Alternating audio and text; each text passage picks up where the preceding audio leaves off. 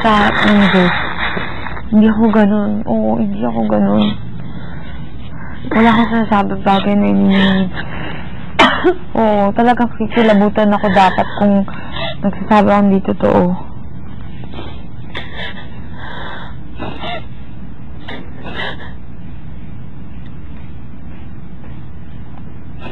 Yun nga, before, na-feel ko parang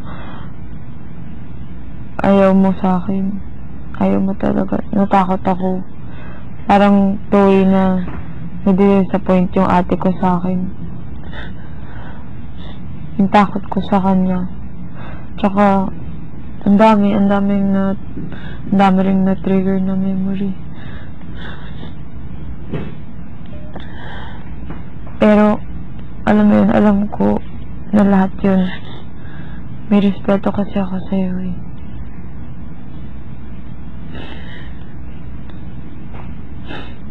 I'm sorry, hindi ko nakitang ganito, hindi kita naintindihan na masasaktan ka pag yun nga.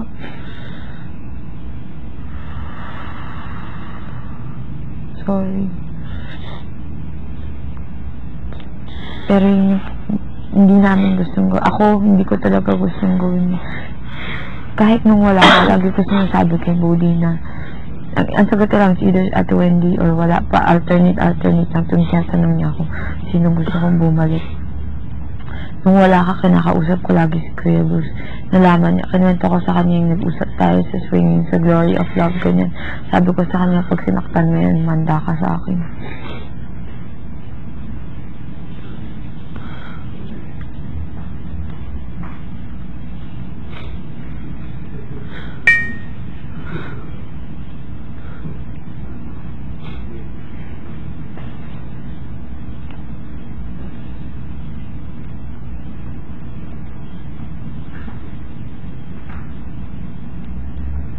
Hindi ko talaga nakita.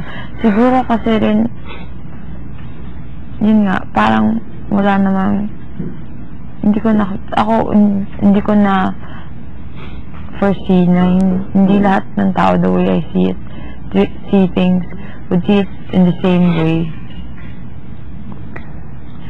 And I'm really sorry kung napafeel sa'yo, napafeel ko sa'yo through that.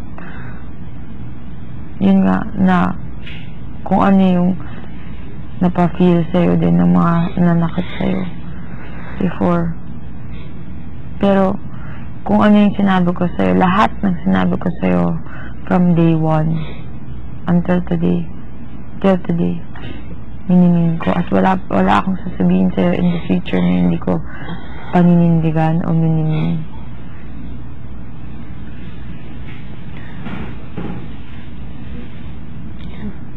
Sabi ko kay Kuya, magalit ka na sa akin, sumpa mo ako, paninindigan ko yung sinabi ko.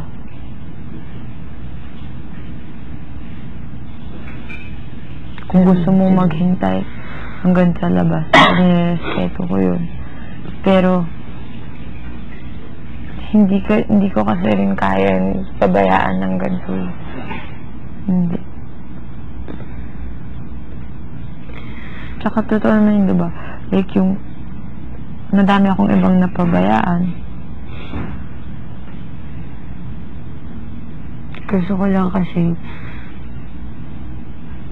bigyan ng time yung sarili ko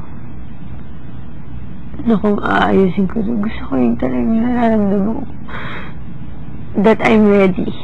I don't want to force it. I don't want to force things.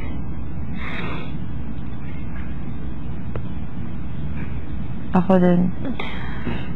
I mean, sana walang kung ano man halo. Talagang galing sa puso mo, galing sa puso.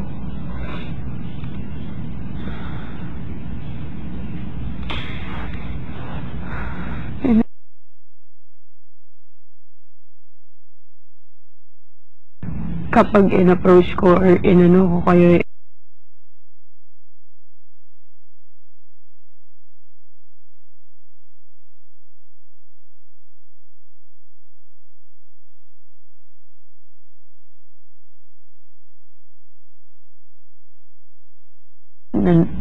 kung ano man.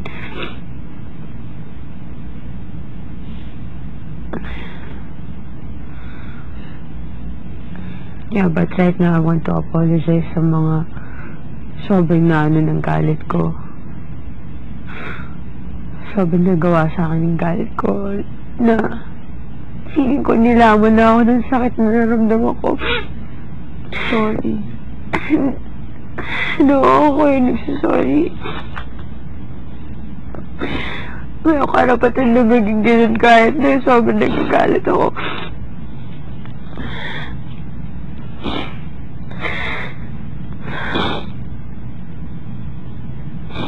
Sorry. Dahil sana doon kahit huwag mo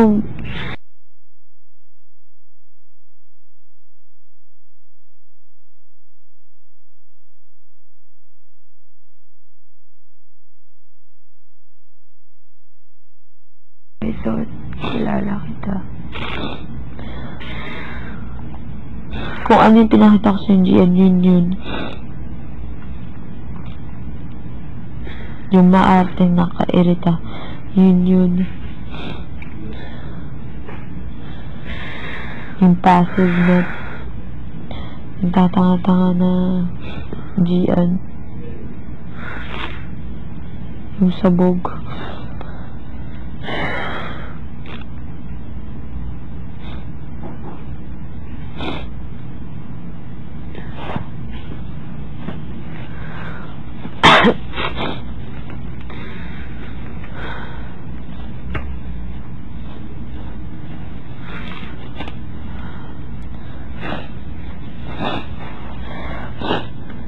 I had fun dito.